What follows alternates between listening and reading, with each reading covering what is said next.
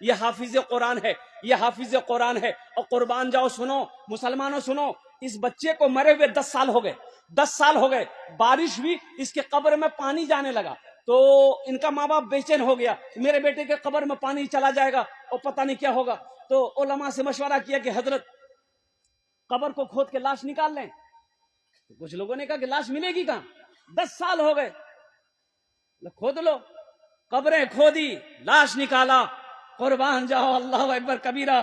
اس تصویر کو ابھی بھی دیکھتا ہوں میں، ایسا لگتا ہے یہ بچہ ابھی قبر میں سویا، ابھی قبر میں سویا ہے۔ یہ حافظ قرآن تھا، 10 سال کے بعد اس کو قبر سے نکالا گیا، اس کا چہرہ جب کفن سے ہٹایا گیا تو ایسا معلوم ہو رہا تھا یہ بچہ ابھی سویا۔ حافظ قرآن کی وہ شان ہے، حافظ قرآن کی وہ شان ہے۔ ارے یہ قرآن سے جو محبت کرے گا، اللہ اس کو زمین سے اٹھا کر آسمان کی بلندی پہ پہنچا دے گا۔ قرآن سے محبت کرو، اپنے بچے کو حافظ قرآن بناؤ، اپنے بچے کو عالم دین بناؤ، اپنے بچے کو قرآن پڑھاؤ۔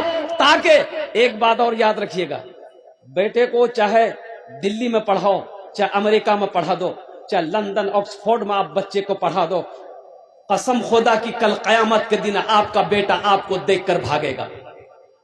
اللہ کا قرآن کہتا ہے باپ بیٹے کو دیکھ کر بھاگے گا، بھائی بھائی کو دیکھ کر بھاگے گا، دوست دوست کو دیکھ کر بھاگے گا، بیوی شوہر کو دیکھ کر بھاگے گی، شوہر بیوی کو دیکھ کر بھاگے گا۔ کیا ہے حشر کے میدان میں کہ ہم سے کوئی کچھ مانگ نہ لے، لیکن سنو، اگر اپنے بیٹے کو قرآن پڑھا دیے ہو تو بیٹا بھاگے گا نہیں، باپ کو حشر کے میدان میں ڈھونڈے گا، میرا بابا کہاں ہے، باپ کے ہاتھ کو پکڑے گا، اللہ کے سامنے کھڑا کر دے گا، مولا میں تیرا حافظ قرآن ہوں، میرا یہ باپ ہے۔ اللہ اکبر کبیرہ۔ اللہ اس حافظ قرآن، اس عالم دین کے باپ کے سر پہ تاج وقار سجائے گا، تاج پہنائے گا۔ کیا پہنائے گا؟